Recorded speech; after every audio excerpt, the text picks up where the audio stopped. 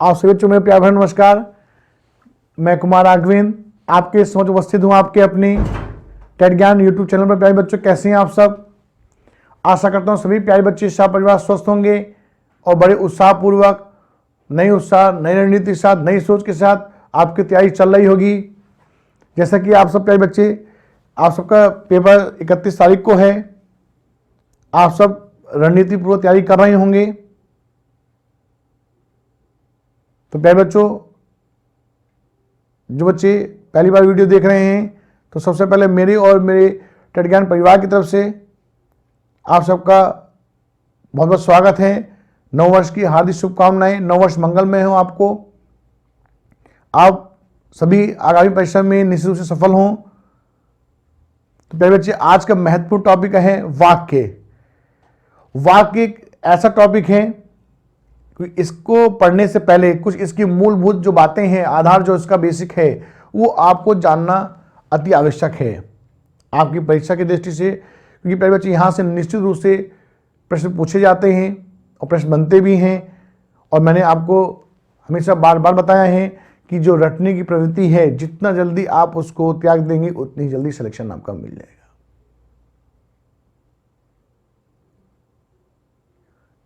क्योंकि प्यारे बच्चों, मैं कॉन्सेप्ट से पढ़ाता हूं, ट्रिक से बहुत कम। क्योंकि ट्रिक से जब कोई टॉपिक पढ़ाया जाता है तो उसमें बहुत सी बातें छोड़ दी जाती हैं। पेपर तो मैं बना नहीं रहा हूं, और जहां से छोड़ दिया वहीं से क्वेश्चन आ गया तो आप भी कहेंगे कि सर जो आपने पढ़ाया वो तो कुछ आया ही नहीं। तो इसलिए प्यारे बच्चे, कॉन्सेप्ट से पढ़ना अति आवश्यक है। कॉन्सेप्ट से ही शॉर्ट ट्रिक का जन्म होता है। तो प्यारे बच्चे, ज़्यादा समय ना लेते हुए टॉपिक हमारा जो है वाक्य। बच्चे, वाक्य किसे कहते हैं? वाक्य किसे कहते हैं? तो सबसे पहले आपको यह जानना अति आवश्यक है। जैसे कि मैं आपको बता देना चाहता हूं, आपसे प्रश्न पूछा जाता है कि भाषा की, ध्यान देंगे, भाषा की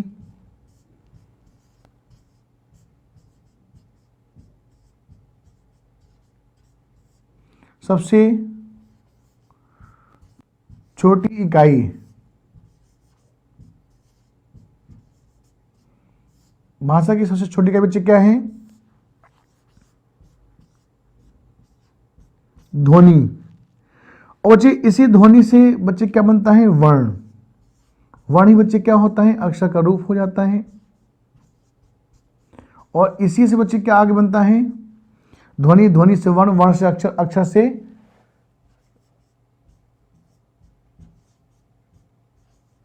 शब्दांश, शब्दांश से शब्द। और बच्चे, शब्द से क्या बनता है? पद, पद से उपवाक्य,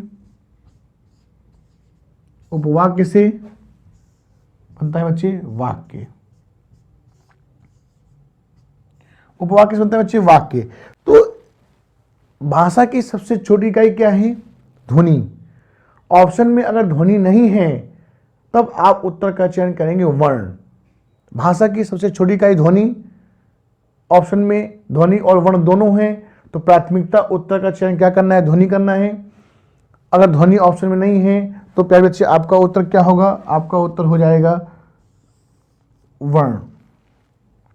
भाषा की सबसे छोटी सार्थक इकाई, तो बच्चे जब सार्थक की बात की जाएगी, सबसे छोटी सार्थक इकाई, तो बच्चे सार्थक का अर्थ होता है जिसका कोई निश्चित अर्थ हो। तो बच्चे सब होगा।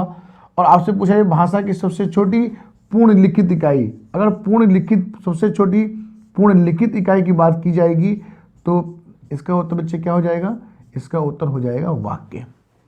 तो वाक्य जो टॉपिक हमारा है, अति महत्वपूर्ण आपका टॉपिक है।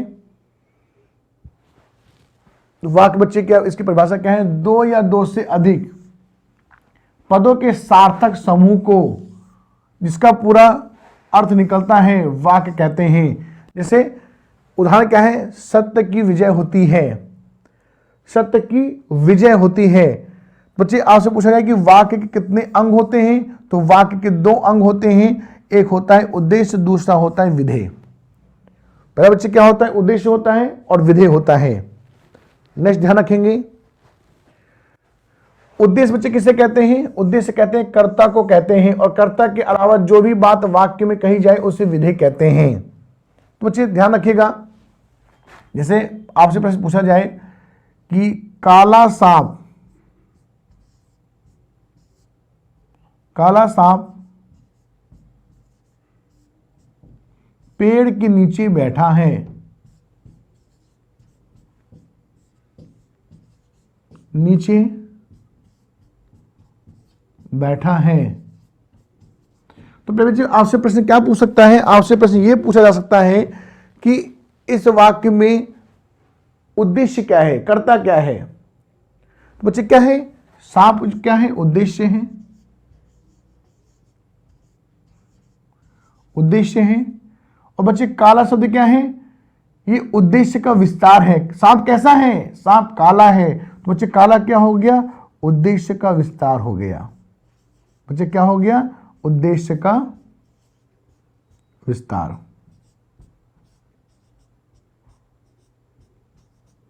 उद्देश्य का विस्तार। अब बच्चे इसमें विधेय क्या है? विधेय का मतलब होता है क्रिया। बच्चे विधेय का मतलब क्या होता है? विधेय का अर्थ है क्रिया। विधेय का अर्थ होता है क्रिया, क्रिया। तो बच्चे काला सांप पेड़ के नीचे बैठा है, बैठा है बच्चे क्या है? ये आपका विधेय है, ये आपका विधेय है। और कहां बैठा है? पेड़ के नीचे। तो बच्चे ये क्या हो जाएगा? विधेय का विस्तार। इस प्रकार से प्यारे बच्चे आपका कॉन्सेप्ट क्लियर होना चाहिए, तब आप किसी भी प्रश्न का उत्तर सरलतापूर्वक दे पाएंगे। विस्तार, विधेय का विस्तार। इस प्रकार से प्यारे बच्चे आपसे प्रश्न पूछा जा सकता है कि काला सांप पेड़ के नीचे बैठा है, तो सांप क्या है? ये उद्देश्य है, कर्ता है। सांप कैसा है? काला है। तो ये उद्देश्य का विस्तार हो गया। काला सांप पेड़ के नीचे बैठा है, बैठा जो है शब्द है ये बच्चे विधेय है। विधेय मतलब क्रिया। और कहां बैठा है? पेड़ के नीचे। बच्चे क्या हो गया? विधेय का विस्तार। तो वाक्य के बच्चे दो भेद होते हैं।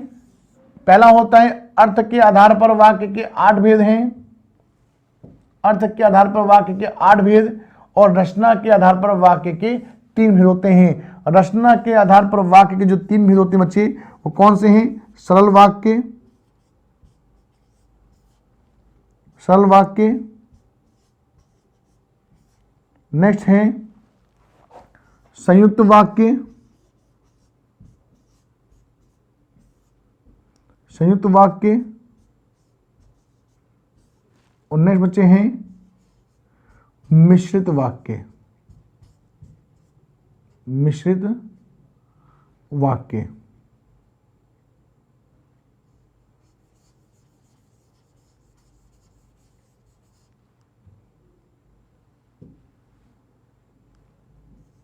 मिश्रित वाक्य,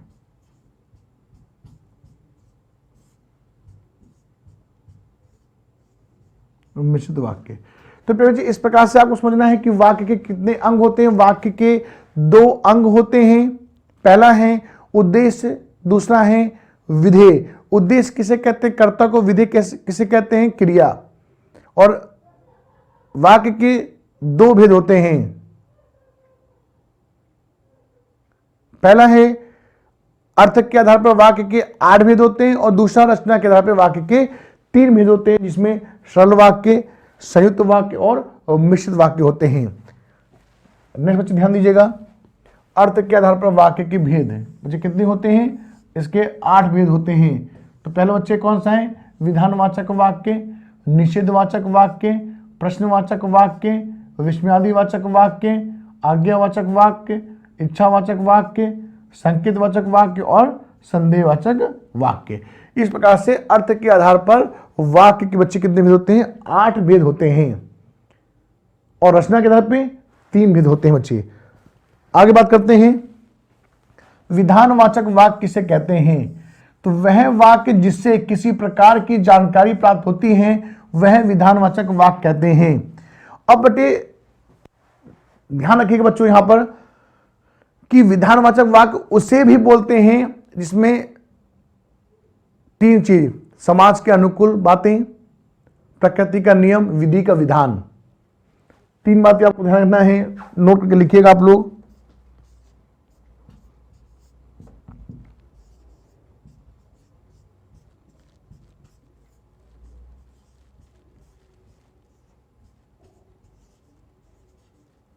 नियम,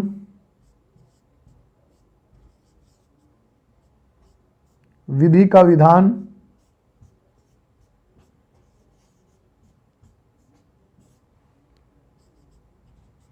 समाज के अनुकूल बातें। तो मुझे देखिएगा कि भारत एक देश है, समाज के अनुकूल बात बच्चे हैं। राम के पिता का नाम दशरथ है, बात सही है, समाज के अनुकूल बात है। दशरथ अयोध्या के राजा हैं, दशरथ बच्चे क्या हैं, अयोध्या के राजा हैं। बच्चे ये भी बात सही है। लेकिन अगर नेक्स्ट पॉइंट आपका हो कि सूर्य पूर्व दिशा से निकलता है,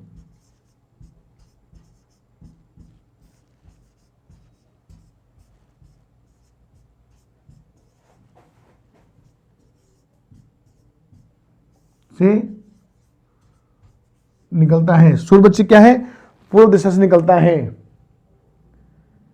बच्चे प्रकृति, जो आपका प्रकृति है उसका नियम है, विधि का विधान है। सूर्य क्या है, पूर्व दिशा से निकलता है। श्री कृष्ण द्वारका के राजा हैं, द्वारका के राजा श्री कृष्ण हैं, बात सही है, समाज के अनुकूल बात है। जाड़े की धूप बड़ी प्यारी लगती है, विधि का विधान है, प्रकृति का नियम है कि जाड़े की धूप बड़ी प्यारी लगती है। तो बच्चे विधानवाचक वाक्य किसे बोलते हैं, वह वाक्य जिससे किसी प्रकार की जानकारी प्राप्त होती है, वह विधानवाचक या विधिवाचक। बच्चे देखिएगा, नोट में लिखिएगा, नोट नंबर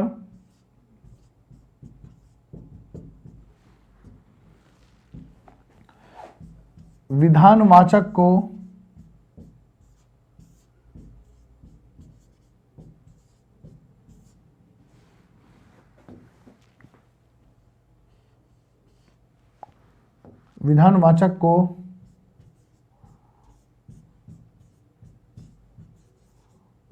विधिवाचक कहते हैं।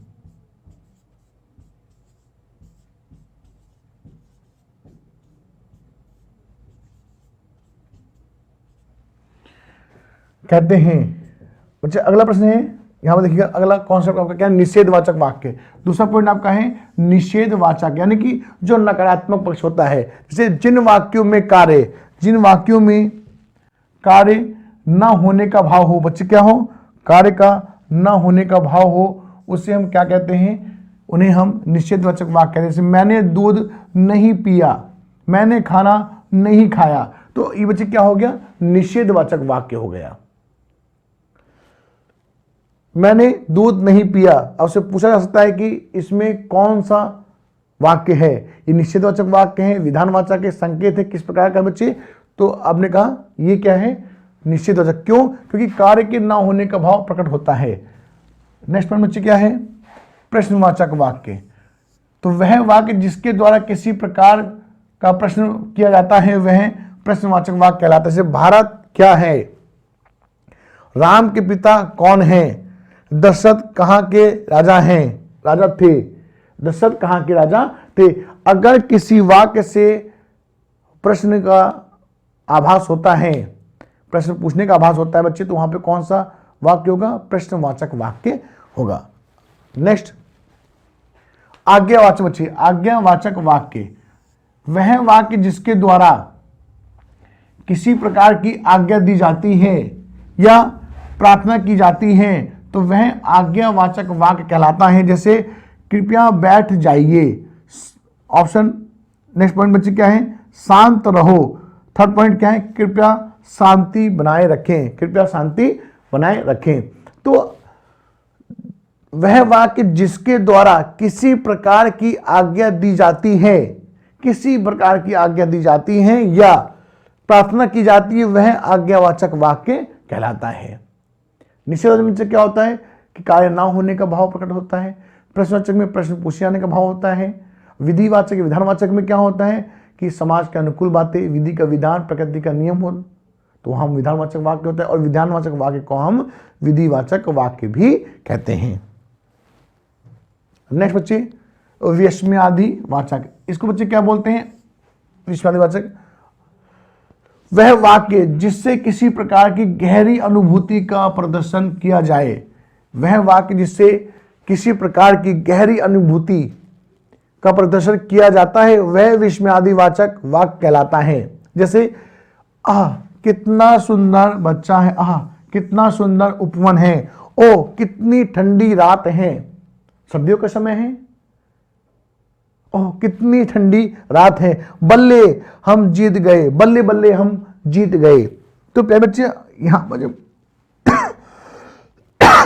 क्षमा करिएगा, यहां पर जब बात की जाती है कि गहरी अनुभूति का प्रदर्शन, वह वाक्य जिससे किसी प्रकार की गहरी अनुभूति, अचानक जो बात होती है, विस्मयादि बोधक बच्चे, इसे हम बोलते हैं विस्मयादि बोधक चिन्ह। बच्चे क्या होता है? विस्मयादि बोधक चिन्ह, इसे संबोधन भी कहते हैं। अगर आप कारक में इसकी बात करेंगे प्यारे बच्चे, तो ये प्रथमा विभक्ति होती है। अगर आपका कॉन्सेप्ट क्लियर नहीं है तो आप कहेंगे सर प्रथमा विभक्ति तो कर्ता होता है, आप बता रहे हैं प्रथमा संबोधन होता है। तो प्यारे बच्चे आपको बता देना चाहता हूं कि कारक की संख्या तो होती है 8, विभक्ति होती है 7। जैसे आप यहां पर ध्यान दीजिएगा, समझिएगा कि विभक्ति की संख्या बच्चे कितनी होती है? विभक्ति की जो संख्या होती है, यहां पे आप समझेंगे,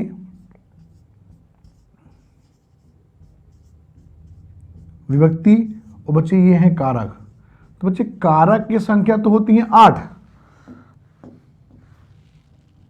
कारक की संख्या 8 होती है और विभक्ति होती है 7। कौन कौन सी? प्रथमा,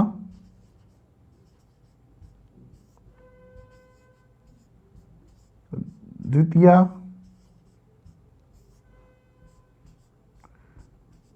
तृतीया,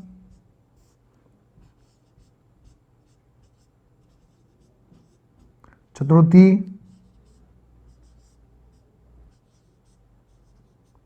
पंचमी, षष्ठी,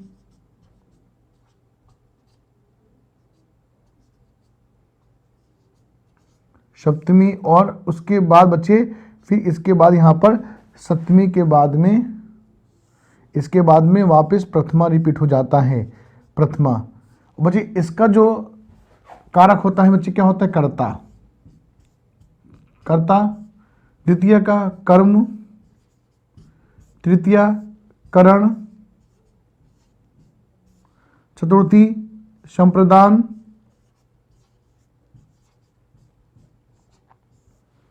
पंचमी अपादान, षष्ठी बच्चे ये होता है संबंध, और सप्तमी बच्चे ये क्या होता है? ये आपका होता है अधिकरण।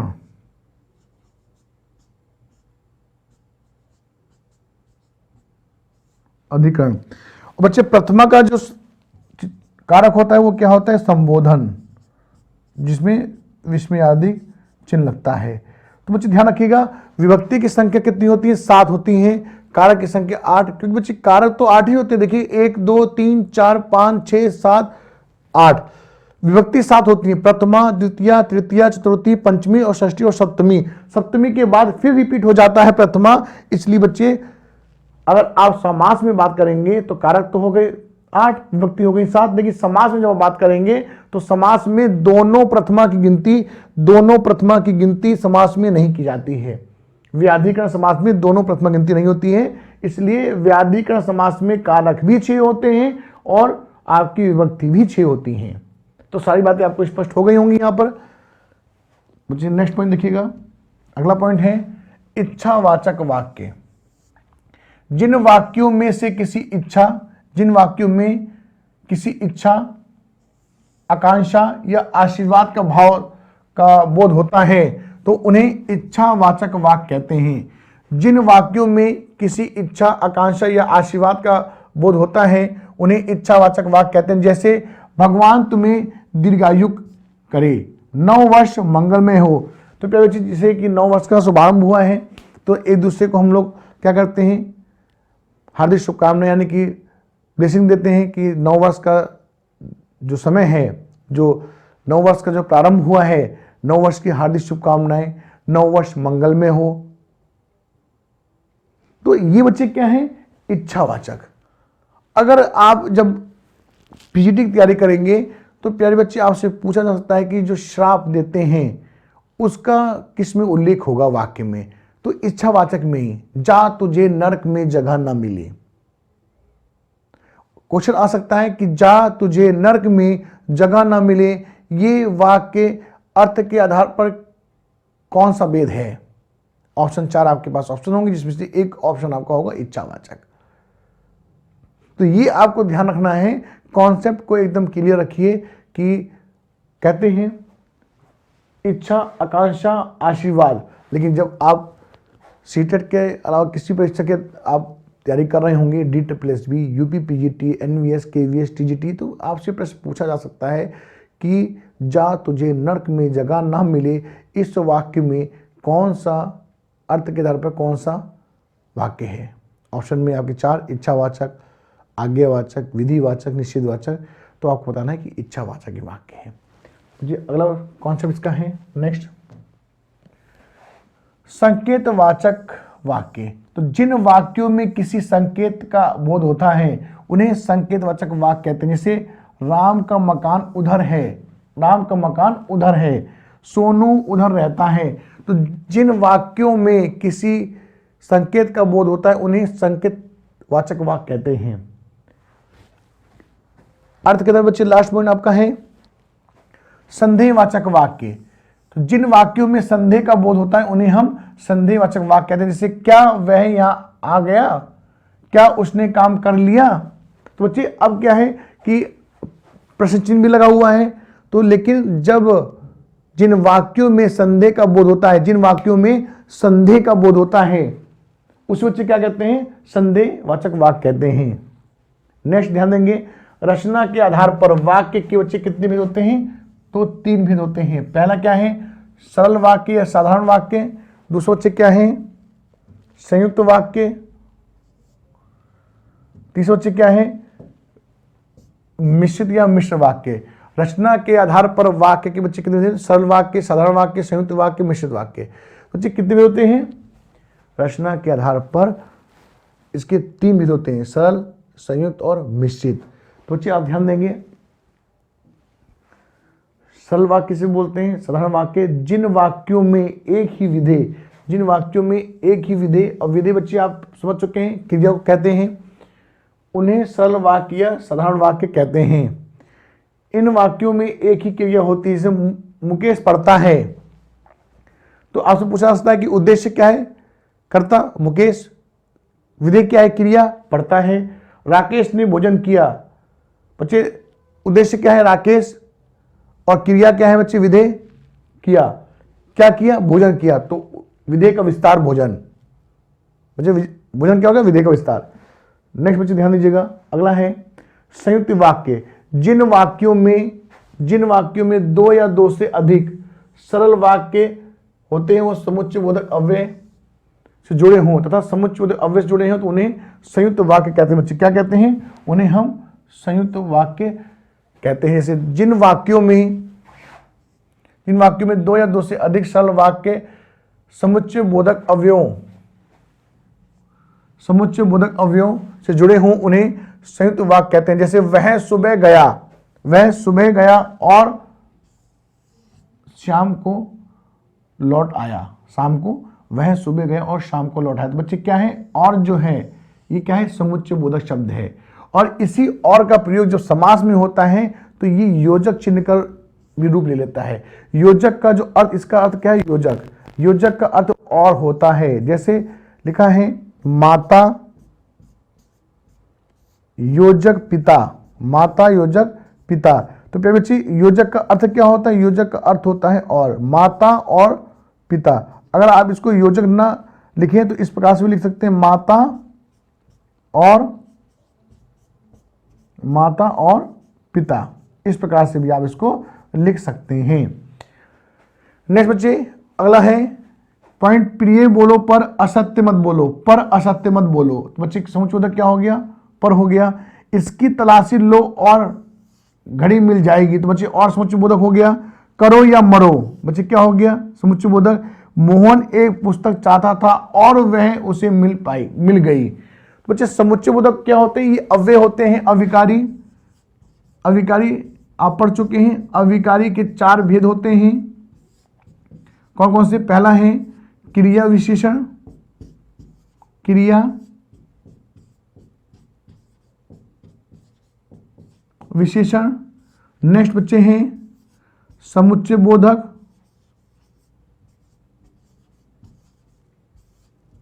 समुच्चयबोधक। तीसरा है संबंध बोधक,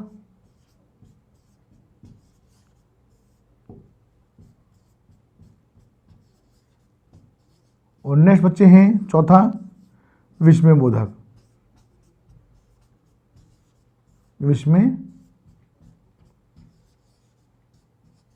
तो बच्चे सीधे प्रश्न हो सकता है कि समुच्चयबोधक किसका भेद है? तो अविकारी का भेद है। अविकारी किसका भेद है?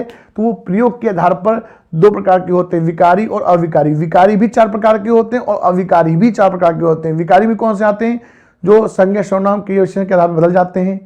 तो विकारी बच्चे कौन से होते हैं? संज्ञा सर्वनाम क्रिया विशेषण, ये विकारी होते हैं।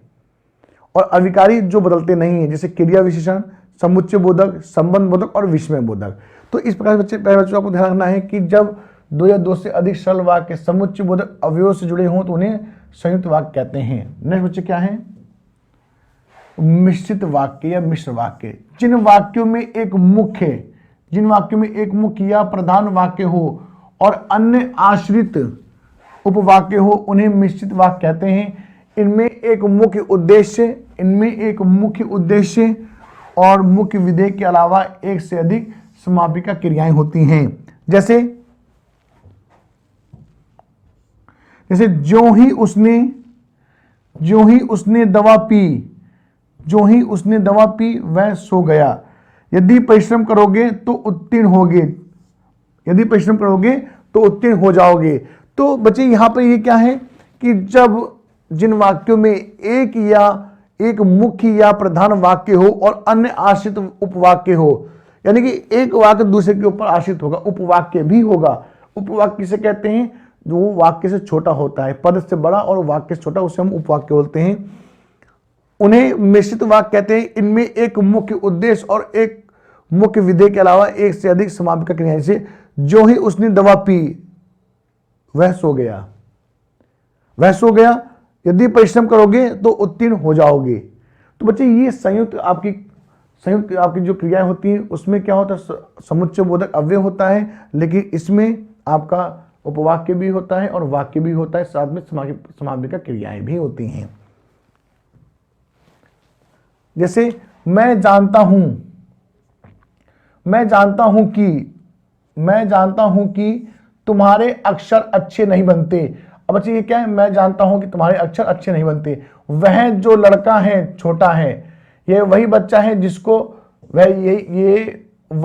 है जिसको बैल ने सींग मारा था। जो गरीबों की सहायता करते हैं वे धर्मात्मा होते हैं। तो बच्चे ये सभी शब्द आपके क्या होते हैं? ये संयुक्त ना होकर मिश्रित या मिश्र वाक्य होते हैं। ये आपको ध्यान रखना है। तो आपसे प्रश्न क्या पूछा जा सकता है कि वाक्य के कितने अंग होते हैं?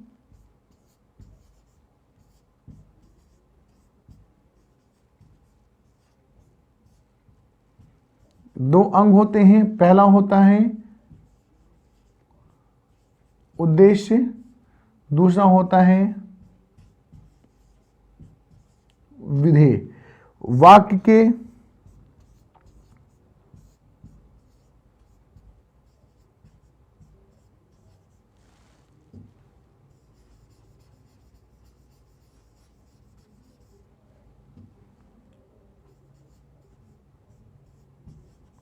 अवयव और तत्व बच्चे ये 6 होते हैं। ये आपको जानने का आवश्यकता नहीं है। जैसे क्रमबद्धता, योग्यता, सार्थकता, अन्वय, इस प्रकार से बच्चे इच्छा, ये सभी आपके वाक्य के अवयव तत्व 6 होते हैं। वाक्य के भेद जो होते हैं वाक्य के भेद तो होते हैं रचना के आधार पर,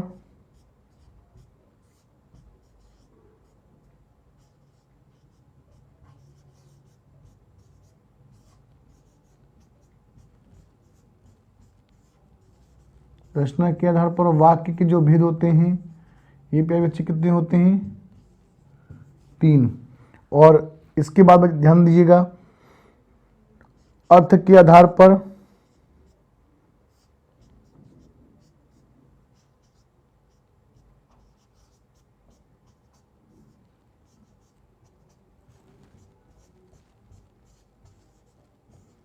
वाक्य के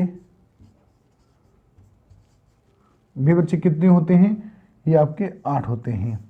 तो प्यारे बच्चे यहां से आपसे प्रश्न पूछे जाते हैं कि रचना के आधार पर आपसे प्रश्न पूछा गया वाक्य के अंग कितने होते हैं? तो वाक्य के 2 अंग होते हैं। पहला होता है उद्देश्य और दूसरा होता है विधेय। उद्देश्य किसे कहते हैं? उद्देश्य कहते हैं कर्ता को, और विधेय किसे कहते हैं? विधेय कहते हैं क्रिया को। तो प्यारे बच्चे यहां पे आपसे प्रश्न क्या पूछ सकता है? आपसे प्रश्न पूछा जा सकता है कि वाक्य के अवयव या तत्व कितने होते हैं? तो 6 होते हैं।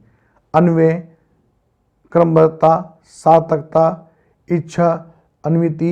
इस प्रकार से प्यारे बच्चे 6 आपके अवयव या तत्व होते हैं। आपसे पूछा गया कि वाक्य के भेद कितने होते हैं? तो वाक्य के 2 भेद होते हैं, अर्थ के आधार पर और रचना के आधार पर। रचना के आधार पर कितने भेद होते हैं? तो रचना के आधार पर 3 भेद होते हैं, सरल वाक्य या साधारण वाक्य। सरल वाक्य को हम साधारण वाक्य भी बोलते हैं। सेकंड बच्चे हैं संयुक्त वाक्य। तीसरा है मिश्रित वाक्य या मिश्र वाक्य। अगर आपसे पूछा जाए कि अर्थ के आधार पर कितने भेद होते हैं, तो अर्थ के आधार पर 8 भेद होते हैं। तो इसका विस्तार से आपने अध्ययन किया। अगर यही प्रश्न आपके वर्णमाला से संबंधित पूछा जाए कि भाषा की सबसे छोटी पूर्ण लिखित इकाई, तो भाषा की सबसे छोटी पूर्ण लिखित इकाई किसे कहते हैं? हम कहते हैं वाक्य को। जैसे कमल का फूल सुंदर है। कमल एक शब्द है, कमल का फूल बच्चे क्या हो जाएगा? पद हो जाएगा। कमल का फूल सुंदर उपवाक्य, लेकिन जैसे ही आप लिखते हैं कमल का फूल सुंदर है, ये बन जाता है वाक्य। अगर आपसे पूछा जाए वाक्य की सबसे भाषा की सबसे छोटी इकाई ध्वनि, ध्वनि ऑप्शन में नहीं है, तब प्यारे बच्चे आपका उत्तर क्या होगा? वर्ण। अगर दोनों ऑप्शन में आ गया ध्वनि और वर्ण, तो उत्तर का चयन प्राथमिकता किसको देना है? ध्वनि को। भाषा की सबसे छोटी सार्थक इकाई, सार्थक का अर्थ होता है जिसका कोई निश्चित अर्थ हो। तो बच्चे उसका उत्तर क्या है? शब्द। भाषा की सबसे छोटी सार्थक इकाई शब्द। भाषा की सबसे छोटी पूर्ण लिखित इकाई वाक्य। आपके मन में एक बात आ रही होगी कि सर सार्थक और निरर्थक शब्द भी होते हैं। बिल्कुल होते हैं बच्चे। इसका प्रयोग हम कहां करते हैं? समास में। समास में किस समास में? द्वंद्व समास में। सार्थक और निरर्थक शब्द जैसे दाल वाल, दाल और वाल दोनों के बीच में योजक चिन्ह लगा होता है। रोटी वोटी, कपड़ा वपड़ा, दाल भात, चाय वाय, कॉफी वॉफी।